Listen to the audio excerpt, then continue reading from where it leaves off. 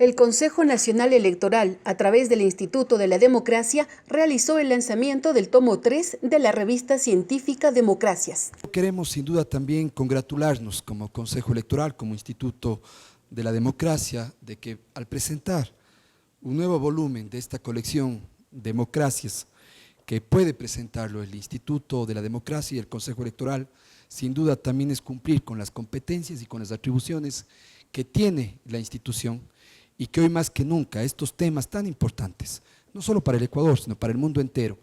en una colección también de derecho comparado, de derecho electoral comparado, de temas de investigación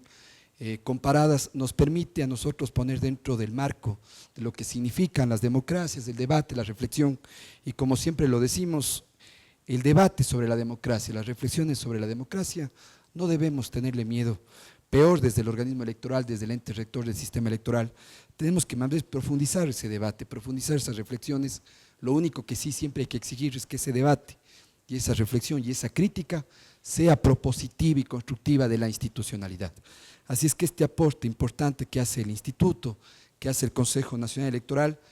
también que sea un granito más de arena en el aporte y en la reflexión justamente sobre ese sistema de gobierno que es el mejor sistema que ha inventado la humanidad, pero que también lo decimos, no es perfecto, es perfectible, como todo sistema político, como todo sistema electoral, y obviamente como institución estamos trabajando para dar ese aporte a eso. Así es que mi saludo afectuoso a los compañeros de la mesa directiva, a Natalia, a Lucita, a Mauricio,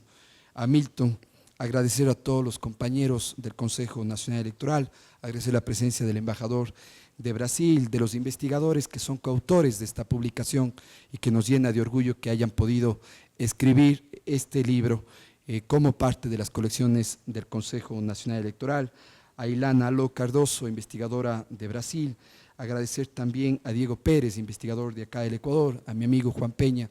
consejero del Consejo de Participación Ciudadana y Control Social, gracias por acompañarnos, a todos los estudiantes, a los docentes, a los investigadores y a los compañeros del Consejo Nacional Electoral, a todos ustedes, muy buenas tardes y gracias por acompañarnos. Dentro de lo que significa el día de hoy presentar precisamente esta colección y presentar la posibilidad de que podamos escuchar a los investigadores que han sido parte de esta investigación y que sin duda es un aporte sustancial a lo que significan los temas que hoy nos interesan a todos. Hoy el contenido que tenemos acá, inclusive desarrollado también por nuestro compañero Mauricio Tayupanta como articulista dentro de esta colección, y también el doctor René Mouget, que es nuestro coordinador de participación política, entre otros autores, sin duda enriquecen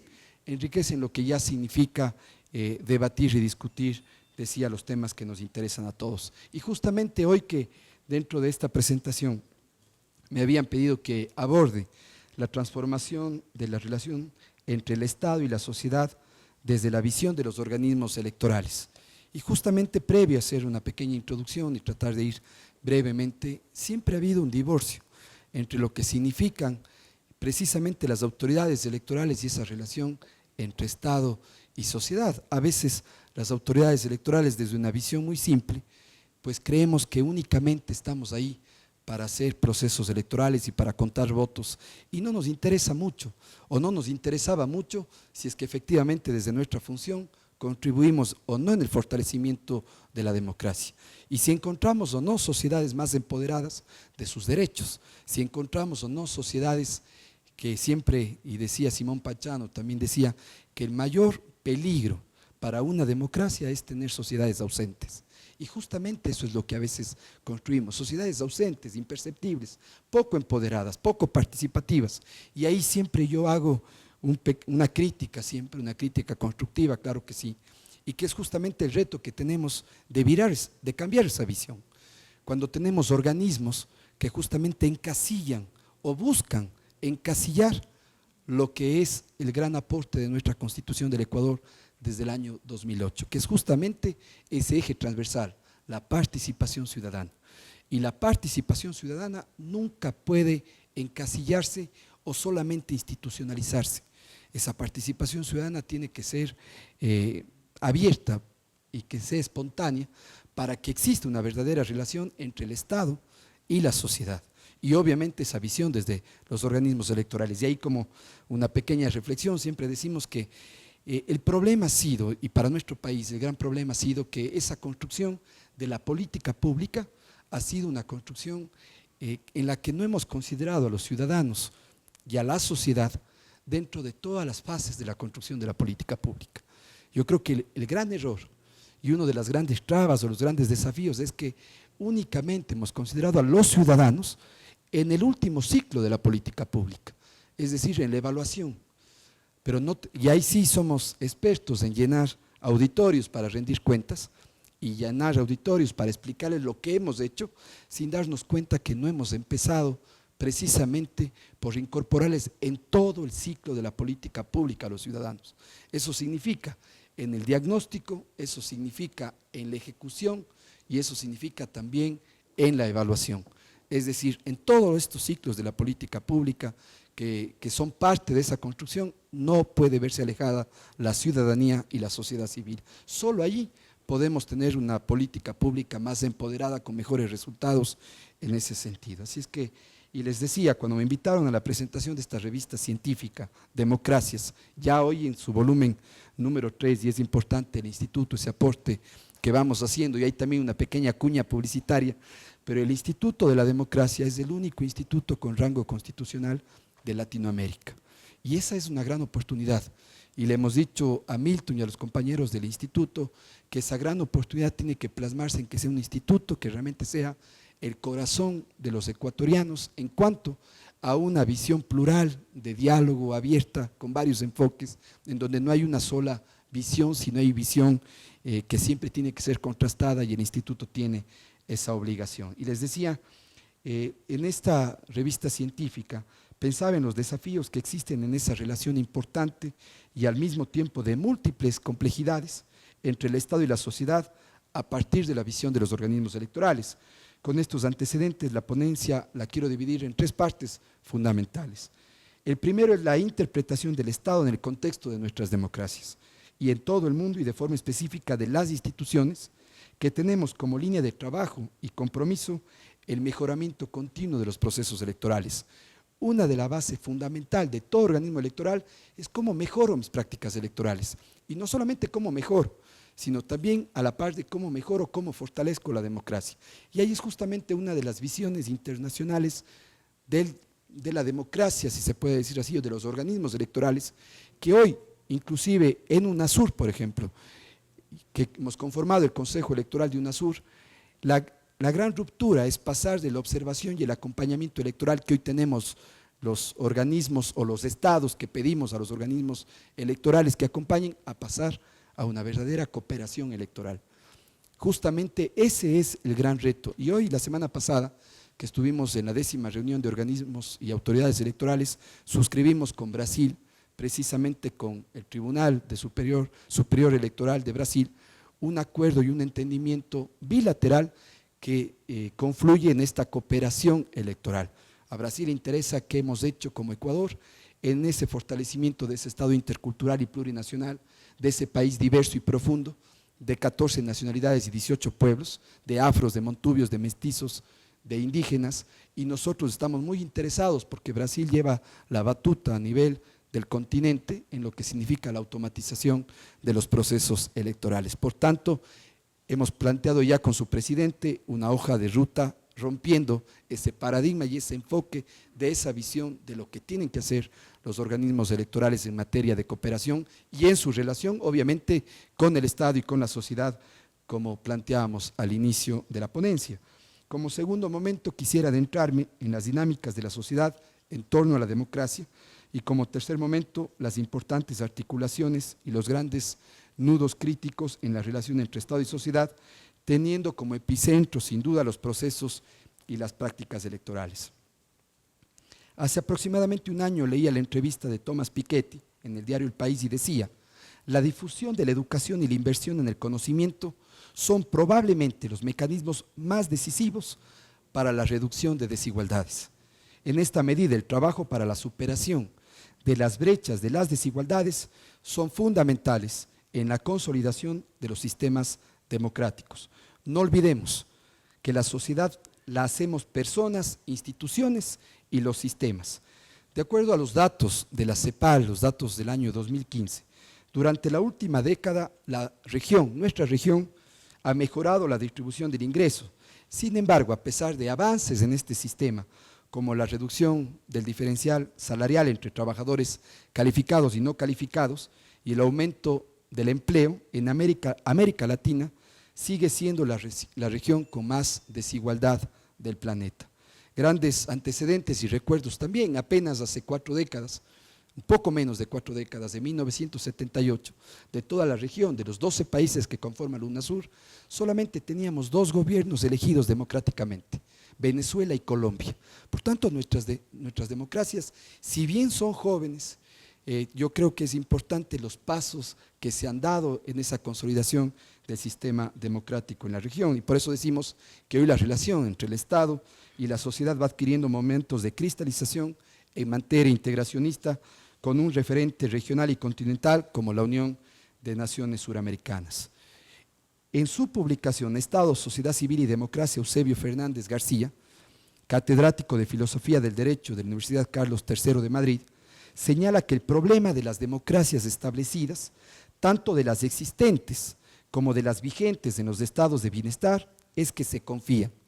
ya sea de forma ingenua o interesada, demasiado en la democracia, en el ámbito político y jurídico, y se olvidan del ámbito cultural y social en general. Y justamente los procesos de integración que teníamos hace poco en América Latina y en el continente tenían un solo factor de encuentro. Ese factor era el económico. Es decir,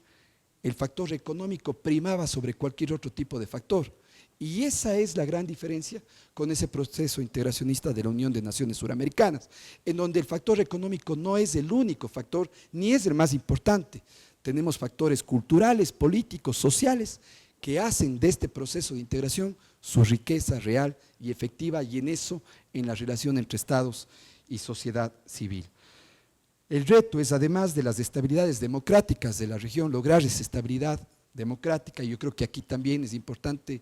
dejar sentado que hoy ningún gobierno ni siquiera se pone a pensar a la hora de defender la democracia en el continente. Y yo creo que ese es un paso fundamental y sustancial que se ha conseguido dentro también de este proceso de integración. Lo que sí es fundamental para tener una relación y atención permanente, la importancia, sin duda alguna, de lo que siempre planteamos también de forma clara, la honestidad y la ética fundamentada en valores democráticos. Porque no podemos perder de vista lo que decía también José Saramago, decía, todo cielo tiene su Lucifer y todo paraíso su tentación. En ese momento de análisis es fundamental adentrarnos sobre qué entendemos como sociedad dentro de esta relación y quiénes conforman ese ámbito de lo público y cómo entramos como organismos electorales en ese amplio debate. Quisiera remitirme a una publicación que nos puede dar algunas luces para comprender la actoría social y la acción colectiva de sujetos diversos. En el texto académico de Alain Touraine, que decía, los movimientos sociales, objeto particular o problema central del análisis sociológico. Es interesante cómo el autor nos conecta con interpretaciones en torno a los movimientos sociales y la repercusión de la absorción de estos movimientos por el Estado. Hoy inclusive quiero compartirles que este rato en el Ecuador, en el país, a esta fecha, tenemos 151 organizaciones políticas inscritas, de las cuales 12 son de carácter nacional y 139 son de carácter provincial, cantonal y parroquial. Eso sin duda refleja una gran diversidad de lo que significan organizaciones políticas, pero también reflejan una crisis partidaria, una crisis de movimientos que no siempre son ese puente real y efectivo entre sociedad y poder público. ¿Qué es lo que buscamos de las organizaciones políticas? Que sean ese puente. Y hoy justamente ese es el rol del organismo electoral. Un organismo electoral que a veces dice qué es lo que hace, reparte el poder político a través de procesos electorales, garantizando la voluntad de la gente, y por eso precisamente en esa gran triada estamos los organismos electorales, la sociedad civil y obviamente el Estado dentro de lo que significan esta normativa y este sistema político y electoral. Y ahí también tenemos una gran diferencia que marcó un punto de ruptura desde el año 2008 nuestra Constitución, que en octubre cumplió 7 años, y que es justamente que el Ecuador tiene, además de esa clásica división de funciones y de poderes de Montesquieu de hace muchos siglos, ejecutiva, legislativa y judicial, en el Ecuador tenemos también la función de transparencia y la función electoral. Y justamente eso implica nuevas sociedades, nuevas modernidades que también tienen que irse fortaleciendo, adaptándose y mejorando. Y a veces tenemos esa extraña sensación de que toda época pasada es mejor. Y lo que podemos encontrar dentro del sistema electoral, dentro del sistema político, de todo lo que significa financiamiento, control, gasto electoral, promoción, de lo que significa participación política, procesos electorales, procesos democráticos de las organizaciones políticas, internos, democracia interna, sin duda avances significativos en nuestro sistema electoral y en nuestro sistema político. Y les decía, también dentro del Código de la Democracia, en estas transformaciones también juega un papel fundamental lo que Lorenzo Córdoba, consejero presidente del Instituto Nacional Electoral de Elecciones de México, dijo hace menos de una semana durante la inauguración del curso interamericano de democracia y elecciones. Abro comillas, Lorenzo, el presidente, decía: una de las grandes virtudes de un sistema democrático es poder dirimir en un ámbito de paz. Y añadía que dentro de los ideales de un proceso están las reglas y que estas reglas deben ser conocidas, reconocidas y aceptadas por todos los actores. Al mismo tiempo hizo un llamado a que las ciudades se involucren, los ciudadanos, perdón, se involucren en la vida pública. Y justamente decía aquí Lorenzo dentro de esa reflexión, que justamente el más grande reto es conseguir un continente con paz. Y en eso tenemos la suerte, sin duda, de apenas del conflicto, no es apenas, pero de ese conflicto interno que tiene Colombia, que sabemos nosotros y que afecta a la región, pero que es un continente que tiene unión, que tiene paz y que hasta muy poco vivíamos de espaldas o vivimos de espaldas unos con otros en los países, pero siempre interrelacionados y siempre con un bajo mismo principio. La unidad, sin duda, como decreto inexorable del destino, como lo decía el gran Simón Bolívar. Estos procesos de diálogos, consensos, mediaciones, considero que son fundamentales para los retos que tenemos los organismos electorales en las relaciones entre el Estado y la sociedad. Por tanto, para concluir y para ir terminando y para no cansarles, quisiéramos escucharles a los investigadores, a quienes realmente han dado mucho aporte en estos temas. Y les decíamos, esto representa otro desafío, el rol de la nueva gestión pública, el rol del Estado y de sus servidores en establecer canales abiertos y democráticos con la ciudadanía en el contexto de las nuevas tecnologías de la información y de la comunicación, un reto importantísimo. A nuestras sociedades y a los sistemas democráticos nos quedan caminos donde aún tienen muchos retos que afrontar, tanto al interior de los estados como de la ciudadanía y su acción individual y colectiva. El fortalecimiento de nuestros sistemas políticos no puede limitarse, y lo decimos permanentemente. Este fortalecimiento no puede verse limitado a respetar solo esos pozos ciegos de ciclos electorales, de elecciones cada 2, cada 4 años, que hoy inclusive en nuestras democracias son mucho más dinámicas y mucho más activas que antes, reconociendo verdaderos mecanismos de democracia directa o como es en nuestro Ecuador, con esa triada de nuestra democracia representativa, de nuestra democracia participativa y directa y de nuestra democracia comunitaria. Y también lo decimos, las dos únicas constituciones en el mundo que hablan de democracia comunitaria es la boliviana y la ecuatoriana. Nosotros en el 2008, Bolivia en el 2009, aunque tenemos muchos retos y muchas cosas por escribir ahí,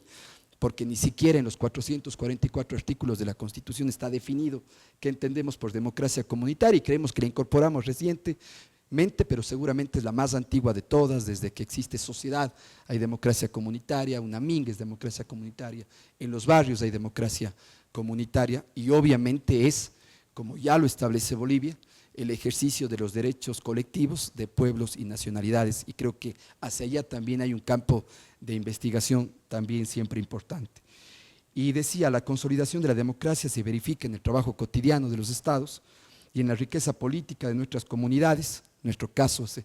decía, es Ecuador diverso, la ampliación y el fortalecimiento de los mecanismos colectivos para la difusión